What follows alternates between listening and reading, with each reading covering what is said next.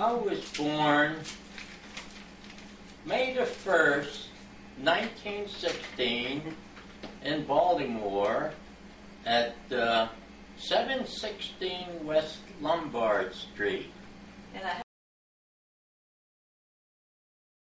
Now, my mother came over, and some people were supposed to meet her. In those days,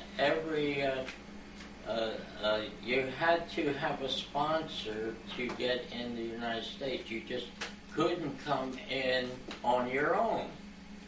Well, the people that were supposed to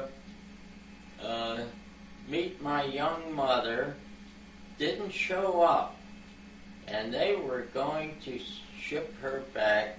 Back to Lithuania? Yes, back to Lithuania. So some friends,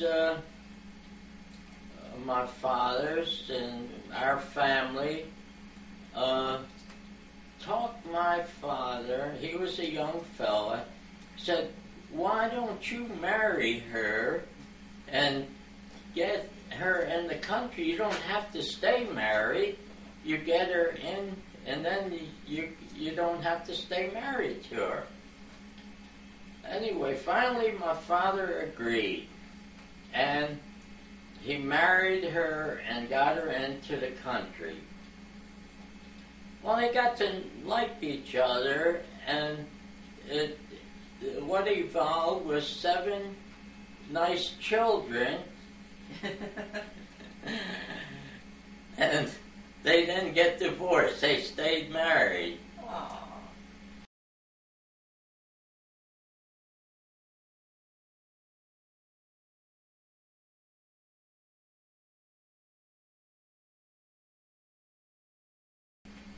And when somebody died, they hung a crepe, a wreath with long ribbons hanging down on the front door to notify anybody that someone died there, and they could come in and visit, view if they cared to.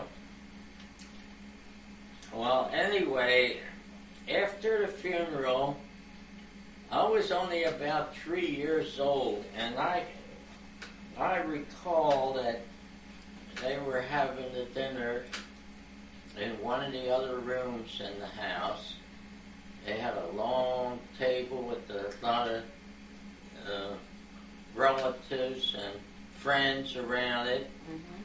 And I remember I kept walking around the table trying to find Mother. Oh. And I couldn't find her, and then I stopped at Father's table and held on to him.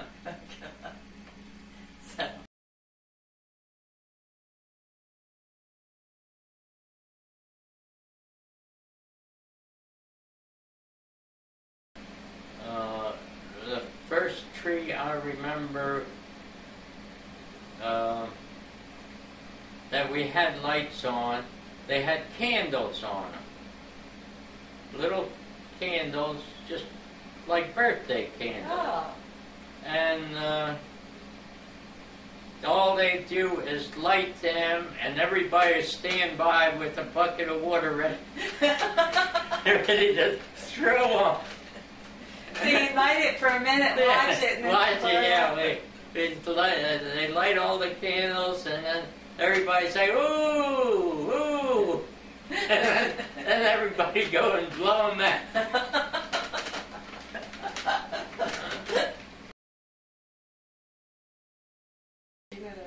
I went to Catholic school for 5 years, to the 5th grade.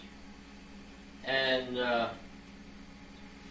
the 2nd grade, they'd stand us all up along the wall, 2 sides. On one side of the room would be one group, on the other side another group, and we'd have a spelling bee. Okay, we're standing there, and the guy steps on my foot to pass it on. Oh, God. I was only in second grade. Uh-huh. So I step on the next guy's foot, and just then the sister looks up and sees me. And she came over with a pointer and whacked me on the legs, and the pointer broke in half. Oh my gosh. And she wasn't worried about my legs. She, oh my, what am I going to tell Mother Superior about this broken pointer?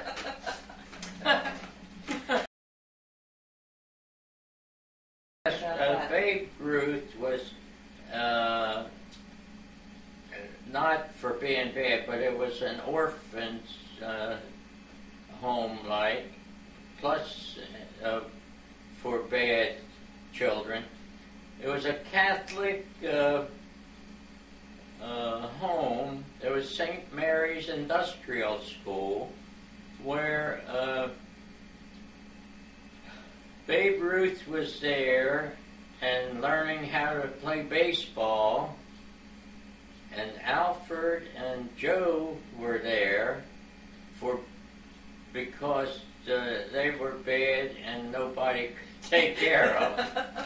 They were always getting in trouble with the law.